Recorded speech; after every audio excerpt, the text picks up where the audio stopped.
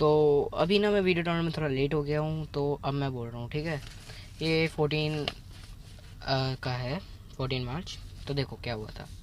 तो अब आज भी मैं 4 बजे उठ गया, और यही मैंने एक चीज़ें नोटिस की। अगर आप जल्दी उठ जाते हो तो 2-3 दिन तक जल्दी उठते हो। कमेंट करना ये चीज़ किसके साथ होती है, और कौन कौन रूटीन फॉलो करता है, पहले तो ये कमेंट करना। तो ये मैंने चीज़ बहुत नोटिस की है, मतलब 2-3 दिन जल्दी उठ गए तो उठ गए, और एक दिन टूटा, जल्दी नहीं उठ पाया तो फिर नहीं उठ पाओगे, और फिर से एफर्ट लगाना पड़ता है। तो अब आज का टू डू लिस्ट लिख ली गई थी, तो उसके अनुसार काम चल रहे थे। अब जब स्कूल जाना था इतने दिनों के बाद, तो अब थोड़ा नर्वस फील कर रहा था, क्योंकि लॉकडाउन था और उसमें मेरा फैट थोड़ा भर गया था। अब मुझे नहीं पता था कि बाकी लोगों का फैट भरा है या नहीं। तो मैंने एक दिन पहले एक एक वीडियो लगाई, how to reduce skinny fat. हाँ, मुझे स्किनी फैट है, और अगर आपको भी फैट कम करना है तो आप यूट्यूब पर लिखो how to reduce the fat, ली लिख लेना, उसके चैनल का नाम ली है। और उसके बाद आपको उन भैया की वीडियो मिल जाएगी, और वो आप देख सकते हैं। और अगर अच्छा लगे तो सब्सक्राइब भी कर देना उनको।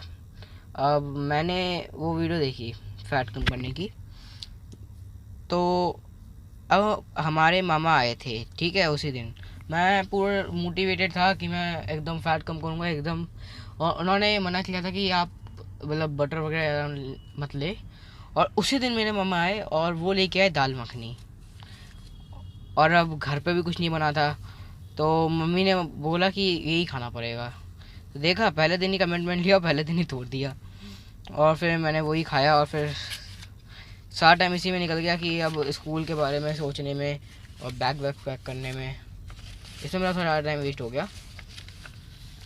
अब फिर मैं इस सब के बाद घूमने चला गया पार्क में, और जब टाइम हो गया तो उसके बाद सो गया, और इससे मुझे बहुत अच्छा भी लगा।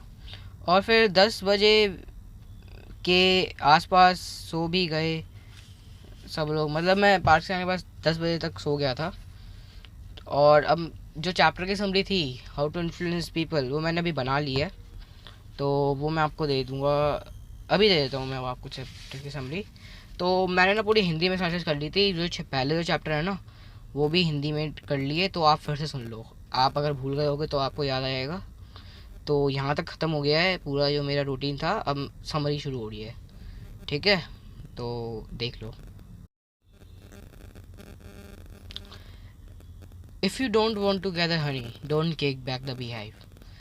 पहला पॉइंट, 100 में से 99 बार लोग अपनी गलती मानते ही नहीं, और ये इसलिए होता है क्योंकि इससे लोगों का घमंड टूटता है और उन्हें खुद पर शर्म आती है। दूसरा पॉइंट, अगर आप किसी को प्यार से समझाओगे तो वो आपकी बात जल्दी सुनेगा, बल्कि जब आप उसे फोर्सफुल तरीके से बताओ। तीसरा पॉइंट, हमारे पास हर किसी को दोष देने की एक मानवीय स्वभाव होता है, मतलब ह्यूमन नेचर, लेकिन खुद को नहीं। चौथा पॉइंट, अगर कोई व्यक्ति परेशान है या वो कुछ नहीं कर पा रहा है, तो आपको सबसे पहले उसके पास जाना है और उससे पूछना है कि तुम्हें पता है ना कि क्या होगा अगर तुम अपने आप को इम्प्रूव नहीं करोगे। और अगर उसे नहीं पता है तो आप उसे बता दो कि इस चीज़ के जो भी वो कर रहा है, इसके उसको कितने नुकसान हैं और कितने फ़ायदे वगैरह आप बता सकते हैं जो आपको पता है। पर अगर उसे पता है, जो कि ज़्यादा लोगों को पता होता है, तो आप सिर्फ उसे मोटिवेट कर दो कि, और बोलो कि वो अपने आप को बदल सकता है और वो अपने आप को इम्प्रूव करेगा। इससे वो बदल भी जाएगा, और जब वो बदल जाएगा तो आपको धन्यवाद भी करेगा। हो सकता है कि जब आप ये चीज़ बोलो तब भी आपको धन्यवाद करे, तो वो इम्प्रूव भी हो गया और उसने आपको शुक्रिया भी बोला। और अगर आप पहले की तरह आते और उसे उसी चीज़ के लिए डांटते जिस पर वो खुद ही इम्प्रूव नहीं कर पा रहा, मतलब जिस चीज़ पे वो खुद ही दुखी, आप उसी चीज़ के उसे डांट देते। अब इससे होता ये है कि वो इम्प्रूव नहीं कर रहा, बल्कि उसकी कमज़ोरी बताई, मतलब आपने उसकी कमज़ोरी बताई और उसे बुरा फील करवाया, तो वो आपसे बदला लेने की सोचेगा। वो सोचेगा कि मैं इसको भी कैसे बुरा फील करवाऊँ। क्योंकि हमें समझना होगा कि जो इंसान है वो एक बहुत भावुक प्राणी है, हम बहुत इमोशनल हैं। और जैसा हमें आप रिएक्शन, मतलब जब जैसा आप हमें करोगे वैसे ही हम आपको रिस्पॉन्ड करेंगे। जैसा हमें भाव मिलेगा वैसे ही हम आपको रिएक्ट करेंगे। अगर अच्छे भाव मिलेंगे, जैसे कि मोटिवेशन एक बहुत अच्छा पॉजिटिव भाव है, तो वो आपको इम्प्रूव भी कर लेगा और उसको एक अंदर से एक एनर्जी आएगी, because motivation is a energy, and then he will improve himself. और अगर उसको गंदे भाव मिलेंगे जो कि है निंदा का भाव, मीन्स क्रिटिसाइजिंग, देन वो सोचेगा कि मैं सामने वालों को भी गंदा फील कैसे कराऊँ। तो कभी भी सामने वाले को क्रिटिसाइज मत करो, ये बहुत गंदी चीज़ होती है। अगर आपको नहीं उससे कुछ बोलना तो आप चले जाओ, या फिर अगर आपको बोलना भी है तो उसको इम्प्रूवमेंट के बारे में बताओ, इससे वो ज़रूर सफल होगा। तो किसी को भी लज्जित मत करो, ठीक है? किसी को भी लज्जित मत करो, बल्कि उसके पास जाओ और पूछो कि क्या चाहिए उसे, फिर उसका सॉल्यूशन दो बस, क्योंकि डांटना आपका काम नहीं है, ये ऊपर वाला संभाल लेगा। तो इससे हमें क्या सीखने को मिलता है? आलोचना, निंदा या शिकायत ना करें। अब चैप्टर 2 की तरफ, the big secret of dealing with people. Number 1 point, मानव की सबसे आवश्यक और गहन भावना में से एक है महत्वपूर्ण की भावना, the feeling of importance, that he also is important and he also have some meaning. इसका मतलब कि दुनिया में उसका भी कुछ मीनिंग है, वो भी किसी चीज़ के लिए आया है, और मतलब एक तरीके से वो एक मोटिवेशन की भावना कि उसका भी यहाँ पे कोई पर्पज़ है। तो हर किसी की अपनी एक अहमियत होती है, और इसी कारण हम लोग डिफरेंट हैं। हम किसी के लिए कुछ और इम्पोर्टेंट है, हमारे लिए कुछ और इम्पोर्टेंट है, ओके। एंड हम कुछ कुछ अलग अलग चीज़ करके अपने को इम्पोर्टेंट मानते हैं। कोई अगर म्यूज़िक करता है तो वो अपने आप को मतलब इम्पोर्टेंट मानता है, पढ़ाई करता है तो अपने आप को इतना इम्पोर्टेंट नहीं मानता। Important means the feeling that I am creating something. तब वो म्यूज़िक करता है तो उसको लगता है कि मैं कुछ क्रिएट कर रहा हूँ, मैं कुछ काम कर रहा हूँ। लेकिन पढ़ाई करते हुए उसको क्या लगता है कि मैं कुछ काम नहीं कर रहा, मैं तो बस टाइम वेस्ट कर रहा हूँ। तो वही होती है फीलिंग ऑफ इम्पोर्टेंस, और इसी से हम सब अलग हैं। यही सबसे मेन रीज़न है कि किसी के लिए कुछ है अलग फीलिंग ऑफ इम्पोर्टेंस, किसी के लिए कुछ है। तो लोगों की प्रशंसा करें, ये उनके सबसे महत्वपूर्ण चीज़ देता है, जो कि है फीलिंग ऑफ इम्पोर्टेंस। अगर आपको किसी की फीलिंग ऑफ इम्पोर्टेंस बढ़ानी है तो आप उनकी तारीफ़ करो, ये उनके लिए बहुत अच्छा होता है। हर किसी की ज़रूरत है उनके महत्व की भावना। Feeling of importance is the greatest thing that anybody can need, okay.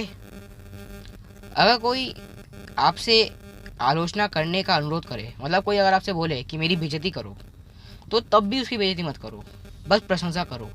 क्योंकि अगर आपने एक बार आलोचना कर दी तो उसके मन में यही भाव आता है कि अगर अगली बार अगर आपने सच्ची तारीफ भी की होगी तो उसको ये लगेगा कि ये झूठ बोल रहा है। तो कभी भी किसी की आलोचना मत करो, और छोटे चीज़ों में अच्छे विचार देखो जो आपको बेहतर बनाएंगे। मतलब ऐसे छोटी छोटी चीज़ें हैं उनमें ही अच्छे अच्छे विचार ढूंढो कि कैसे ये इम्प्रूव कर रहा है। जैसे आपने देखा कि कोई मतलब स्वीपर वाले भैया हैं, उन्होंने बहुत एकदम अच्छे से साफ़ किया, तो अब उनके पास जाओ, उनको थैंक यू बोलो, अब हमारे लिए इतनी सफाई करते हैं। जैसे आपने वो मूवी में भी देखा होगा, ये उनको बहुत बड़ी फीलिंग ऑफ इम्पोर्टेंस देता है। आपके लिए कितना छोटी बात है ये, पर उनके लिए ये बहुत बड़ी चीज़ है। उनका पूरा दिन एकदम बन जाता है कि किसी ने मेरे को थैंक यू बोला। तो आप प्लीज़ वैसे ही बने ना जैसे आपको चाहिए। तो यही है इसका एक्सप्लेनेशन। तो अब चापलूसी से बचना चाहिए, ये प्रशंसा के विपरीत है। चापलूसी मैं बताता हूँ क्या होता है। प्रशंसा ये ईमानदार होती है, प्रशंसा ये एकदम सच होगी। चापलूसी ये सिर्फ दिखावा है। चापलूसी मतलब आप ऐसे ही बोल रहे हो सामने वाले को कुछ भी। ये जो प्रशंसा है ये दिल से आती है, पर ये जो चापलूसी है वो जीप से आती है। मतलब आप कोई दिल से नहीं बोल रहे होते, सामने वाले की तारीफ़ नहीं कर रहे होते दिल से। थर्ड थिंग, ये उद्देश्यहीन और निस्वार्थ होती है। जो प्रशंसा होती है वो किसी उद्देश्य से नहीं की जाती कि मेरा कोई उद्देश्य है। ये सिर्फ निस्वार्थ होती है, मतलब कोई फ़ायदे के लिए नहीं करता प्रशंसा। आप जब किसी की तारीफ़ करते हो तो ये सोचते हो कि वो भी मेरी तारीफ़ करे। हाँ, वो आप ये सोच सकते हो कि वो तारीफ़ करे, लेकिन आप ये नहीं सोचते कि ये मुझे कुछ दे, इसके लिए मैं तारीफ़ कर रहा हूँ इसकी। तो फिर वो वही चापलूसी। और जो चापलूसी है ये किसी उद्देश्य और स्वार्थ के लिए की जाती है, ठीक है, ये किसी स्वार्थ के साथ की जाती है। चौथा पॉइंट है, ये सत्य पर आधारित है। ये जो प्रशंसा है ये सत्य है। मतलब अगर आपके बाल अच्छे लग रहे हैं तो आपके बाल अच्छे लग रहे हैं, तभी आपने उसकी प्रशंसा की। और चापलूसी ये झूठ पर आधारित है।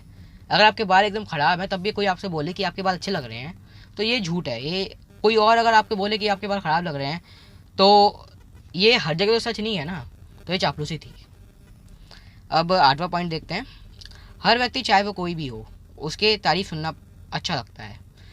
आप किसी भी व्यक्ति को उठा लीजिए, किसी भी व्यक्ति को, उसको तारीफ सुनना बहुत अच्छा लगता है, हर व्यक्ति को। तो हमेशा हमें क्या करना चाहिए? दूसरों की तारीफ करनी चाहिए। नंबर 9, प्रशंसा भोजन की तरह शक्तिशाली है। आप 6 दिनों से ज़्यादा भोजन के बिना नहीं रह सकते। तो सोचिए कोई व्यक्ति सालों से बिना प्रशंसा के कैसे जीवित रह रहा होगा। Feeling of importance is equal to feeling of food gathering. Do you know? खाना इतना इंपॉर्टेंट है, उतनी इंपॉर्टेंट हमारी प्रशंसा है। आप देखते नहीं, अगर आप किसी को प्रशंसा कर दे और जो उसको मतलब जो अच्छी भी लगे उसको, उसका पूरा दिन एकदम अच्छा हो जाता है। मतलब तरीके से एक मैजिक पोर्शन की तरह है जो आपको पूरे दिन भर एनर्जी देगी। तो दूसरों की प्रशंसा करें, ठीक है? मतलब आप अगर एक हफ्ते में एक आदमी की प्रशंसा कर देंगे थोड़ी सी, तो उसको ये बहुत इफेक्ट करेगा। 10वां पॉइंट, आप सराहना चाहते हैं, लेकिन क्या आप कभी लोगों को सराहना देते हैं? और हाँ, अगर आप देते हैं तो आपको भी सराहना मिलती होगी। सराहना मीन्स जैसे अगर कोई बीमार है तो फिर आप बोलो कोई बात नहीं, बीमार है, फिर से सही हो जाएगा। अगर आप ऐसा करते हैं तो आपको भी सराहना मिलती होगी, ये पक्की बात है। पर आप ज़्यादातर सराहना देते ही नहीं है।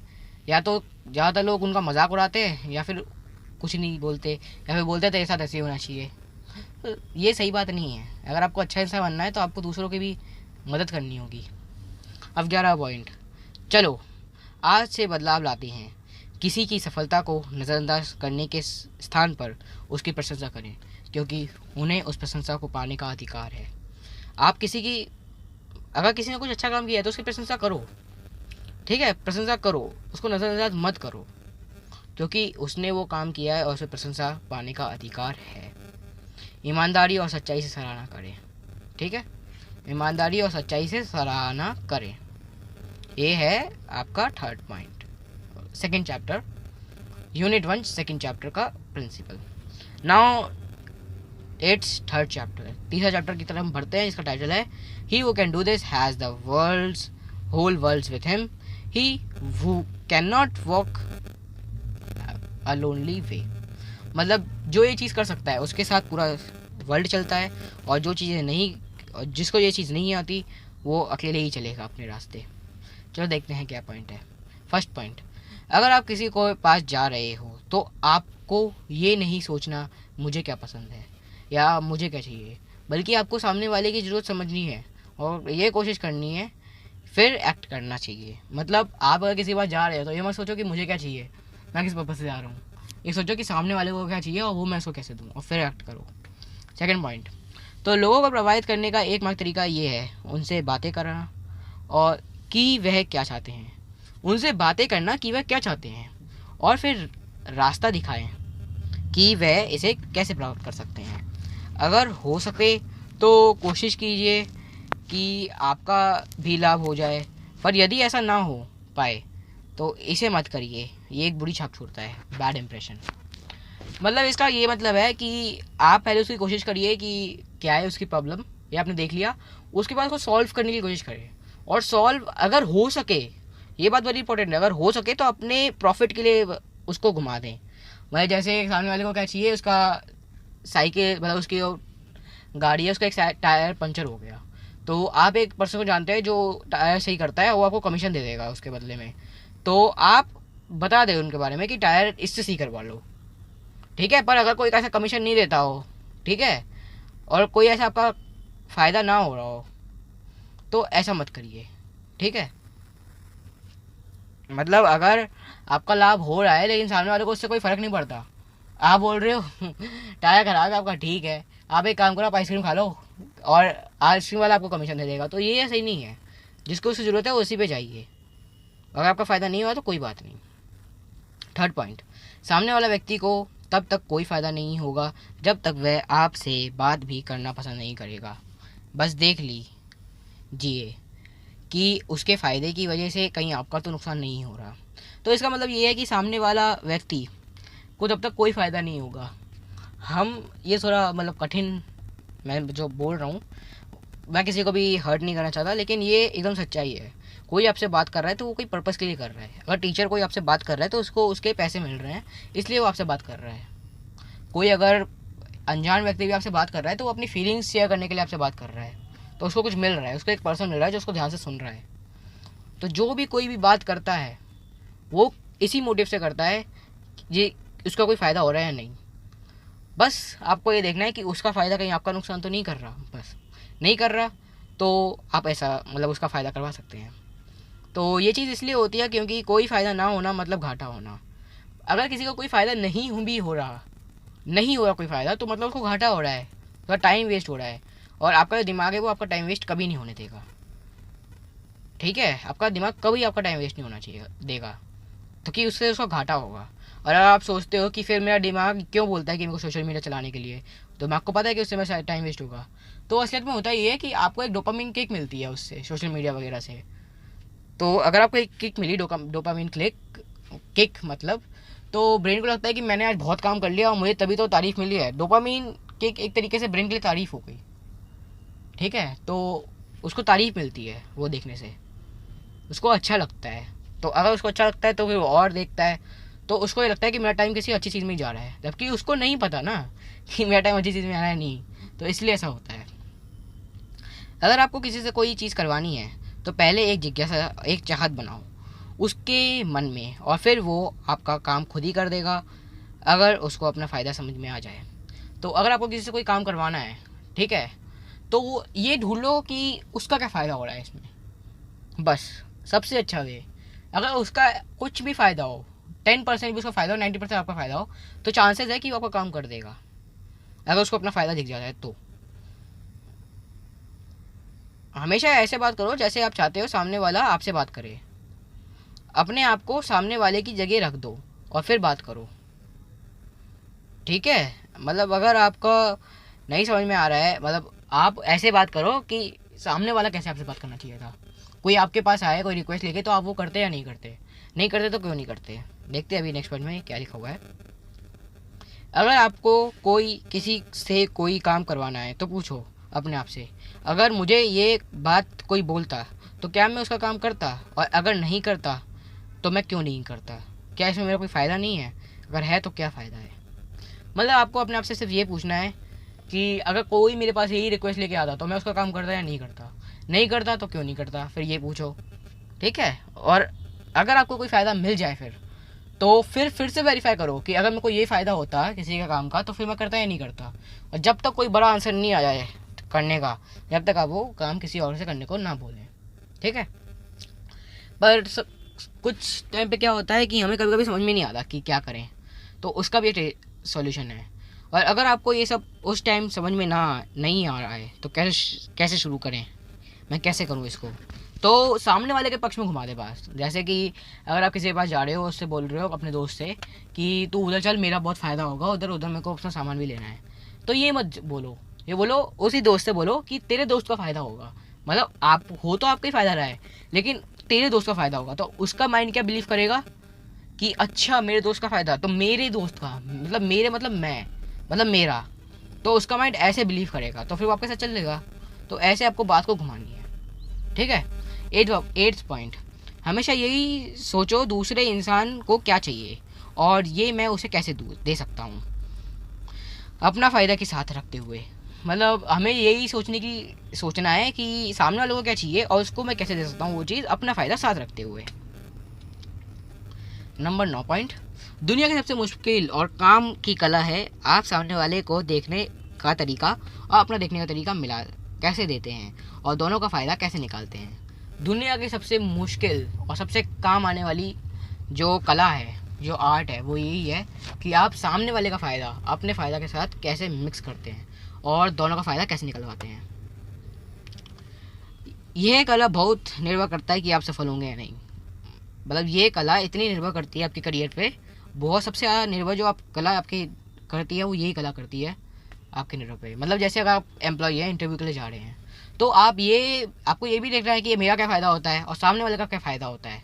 मतलब बॉस है उसको क्या फ़ायदा होगा मेरे को हायर करने से, दोनों का मिक्स कर दो और उसको बॉस को दे दो, तो बॉस भी खुश हो जाएगा कि मेरा फ़ायदा हो रहा है और आपका भी फ़ायदा हो रहा है।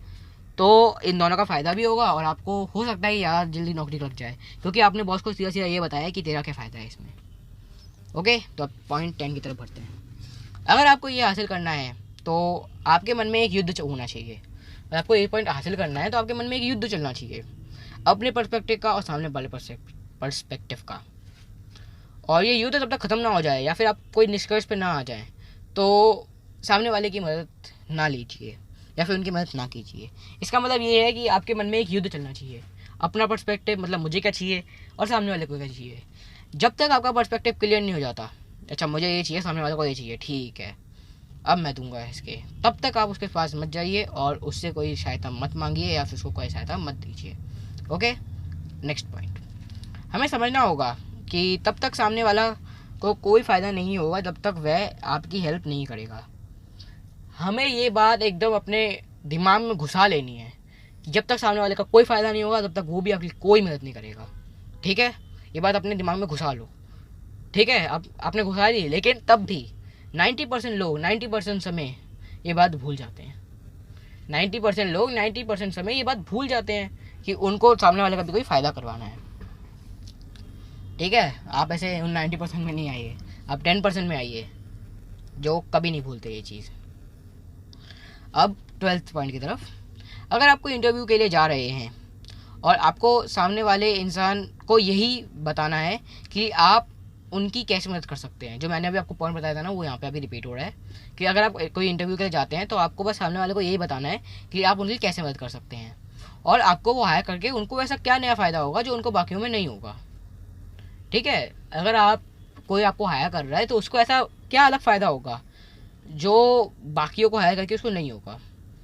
और जब आपने उसके आइडिया को फिट कर लिया, मतलब उसके अगर दिमाग में आपका आइडिया छप गया कि अच्छा मेरा फ़ायदा होगा इसको हायर करके मेरा फ़ायदा होगा, उसके दिमाग को ये समझ में आ गया तो फिर वो आपको हायर ही करेगा और आप अपनी सैलरी का थोड़ा नेगोशिएशन भी कर सकते हैं। मतलब वो 30 बोल रहा है तो आप 35 भी कर सकते हैं अगर पसंद आ गया उसको आपका आइडिया। तो कभी भी अपना फ़ायदा मत बताओ, यही बताओ कि सामने वाले को क्या फ़ायदा होगा। हम अक्सर क्या करते हैं, लिखते हैं कि आई एम अ CA और आई एम समथिंग एल्स। हम यही लिखते हैं, अपनी क्वालिफिकेशन लिखेंगे, एक्सपीरियंस लिखेंगे, आई कैन डू दिस। तो आप अपनी तारीफ़ ही कर रहे हो, इसमें समझ रहे हो, आप अपनी तारीफ़ कर रहे हो। जैसे सामने वाले को क्या, अच्छा ठीक है तू ये सब बन गया, फिर आपको ये लिखना है कि मैं डैश डैश डैश हूँ और मैं आपकी ऐसी मदद कर सकता हूँ और ये तो है ही, और मैं आपकी इन फील्ड में मदद कर सकता हूँ क्योंकि मेरे को एक्सपीरियंस है। आपको ऐसे लिखना है ताकि सामने वाले को अपना फ़ायदा साफ दिख जाए। चलते हैं 13 पॉइंट की तरफ। हमारा दिमाग एक समस्या को सुलझाने वाली मशीन की तरह काम करता है और ये हमारी समस्या को हल करने के लिए सबसे अच्छा प्रयास करता है। अगर हम अपनी समस्या को हल नहीं कर रहे तो हमारा दिमाग भी किसी डील में दिलचस्पी नहीं लेगा, और अगर हमारी समस्या हल हो जाती है तो वो उसे ही लेगा। इसका मतलब ये है कि हमारा दिमाग है वो एक तरीके से प्रॉब्लम सॉल्व करने वाली मशीन है। ठीक है, जब तक उसको अपना फ़ायदा नहीं दिखता उसी डील में, जब तक उसका कोई ऐसा अजीब सी चीज़ जो उसको आ रही है वो उसको सॉल्व नहीं हो जाती, जब तक वो आपकी कोई भी डील नहीं लेगा। और जैसे उसको दिख गया कि मेरा क्या फ़ायदा है इसमें, वो आपकी ही डील लेगा। ठीक है, नंबर 14 पॉइंट, दुनिया में हर कोई बस खुद की मदद करने के बारे में सोचता है, लेकिन अगर आप सोचते हो कि मैं दूसरे की मदद कैसे करूं, तो आपका जीवन दुर्लभ नहीं होगा और आपकी डिमांड भी बहुत ज़्यादा होगी क्योंकि आप मार्केट में सबसे अलग हो। दुनिया में जितने भी लोग हैं वो अभी अपने बारे में ही सोच रहे हैं कि वो अपने फ़ायदा कैसे निकालें, मेरी जॉब कैसे लगे ताकि मेरे पास पैसा कैसे आए। कोई ये नहीं सोचता कि मैं जो मेरा एम्प्लॉयर है उसको कैसे सेवा करूँ मैं। ठीक है, पर अगर आप इसी पर्सपेक्टिव से सोचोगे कि मैं सामने वाली की ऐसे मदद करूँ, कैसे उसको अपना 100% दूँ और कैसे उसकी मदद करूँ, कैसे उसकी लाइफ इंप्रूव करूँ, तो आप बहुत कम % में आओगे और आपकी डिमांड इसलिए बहुत ज़्यादा होगी। नंबर 15, सबसे पहले तो हमें उस इंसान जिसके साथ हम डील कर रहे हैं उसकी सबसे पहले तो प्रॉब्लम, जिसके साथ हम बात करने जा रहे हैं उसकी सबसे पहले प्रॉब्लम ढूंढो, क्या प्रॉब्लम उसको आ रही है अपने उसमें, और फिर उसी उत्साह के साथ, जिस उत्साह से आपने प्रॉब्लम ढूंढी थी उसी उत्साह के साथ आपको उसकी प्रॉब्लम भी सॉल्व करनी है। और यही एक तरीका है जिससे आप जल्द से जल्द दूसरे इंसान को भरोसा जीत सकते हैं। यही एक ऐसा मात्र तरीका है जिससे आप दूसरे इंसान का भरोसा अपने हिसाब से जीत सकते हैं जल्द से जल्द। नंबर 16 पॉइंट, हमें अपने आप को दूसरों की जगह पर रखने की कला को पारंगत करना होगा। मतलब हमें दूसरों की जगह पर रखने को अपनी कला को पारंगत करना होगा और ये हमारे करियर में बहुत हेल्प कर सकती है। ठीक है, अब नंबर 17, हमें बस सामने वाले की चाहत ढूंढनी है और अब उसको अपनी चाहत से जोड़ना है। सामने वाले की चाहत ढूंढो, अपनी चाहत से जोड़ दो, आपका काम बन गया। नंबर 18, बस उस इंसान के बारे में एक चाहत पैदा कर दो और फिर आप जो बोलोगे वो इंसान वो करेगा। ठीक है, जो आपको चाहिए वो आपको मिल सकता है। आप सामने वाले को वो दे दो जो उसको चाहिए, तो आपको वो मिलेगा जो आपको चाहिए। ठीक है, तो अब दूसरा पॉइंट हमारा ये है, दूसरे व्यक्ति में उत्साह जगाना है और उससे अपना काम निकलवाना है। काम निकलवाना मजाक कर रहा हूँ, दूसरे व्यक्ति में उत्साह जगाना है, ये है। तब यूनिट 2 पे आते हैं। यूनिट 2 का पहला चैप्टर है do this and you will be welcome anywhere. तो अब जो बाकी चैप्टर है वो मैं आपको अगली बार में बता दूंगा, यूनिट 2। तो अभी आप यूनिट 1 देख लीजिए। ठीक है, ये मैंने पूरा हिंदी में दे दिया है यूनिट 1। अब यूनिट 2 मैं आपको अगली बार में बता दूंगा। ठीक है समराइज, लेकिन बहुत लंबे हो गई है आज की वीडियो, तो मैं आपको बाद में बता दूंगा। Thank you.